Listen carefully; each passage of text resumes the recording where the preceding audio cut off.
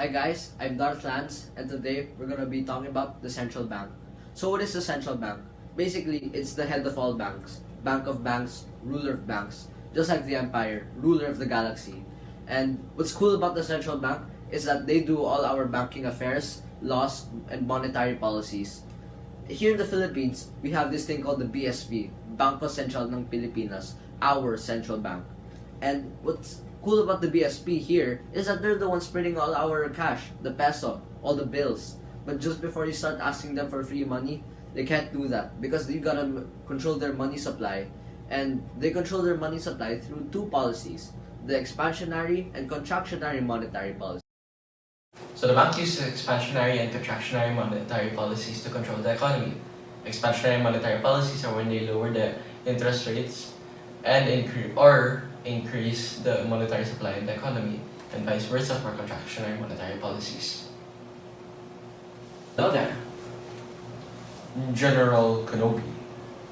So in the circular flow, there are leakages and injections. The circular flow is the flow of money in the economy. Leakages are when money goes out of the economy. A contractionary monetary policy that reduces monetary supply in the economy is considered a leakage. Another example of a leakage is when you buy maple syrup from Canada in your supermarket. The money that you spend goes to Canada and leaves your country's economy.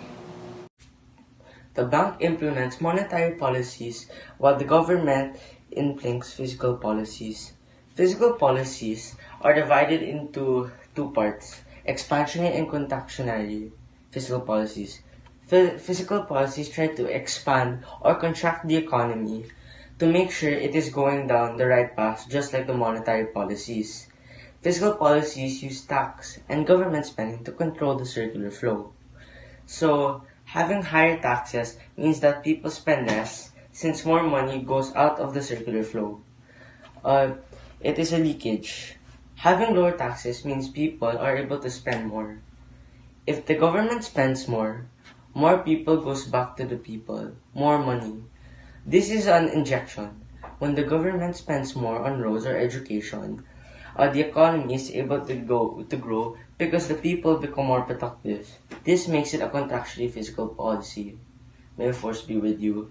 If the government spends less money goes to the people, leading to a contraction in the economy, making it a contractionary fiscal policy. Sometimes expansionary fiscal policies is needed. Sometimes it is a contractionary that is needed. When the company is spending too much, and contractionary policy will be mentioned vice versa. The trade law is the Philippines is a fiscal policy in which both an expansionary and contractionary fiscal policy. It increases some taxes while decreasing others. Okay, so expansionary policies, like I said, it is all about making the policy more, and contractionary is about lessening. So after learning about both monetary and fiscal policies, you might be asking, why is there a need for both? Why can't we just have one of them?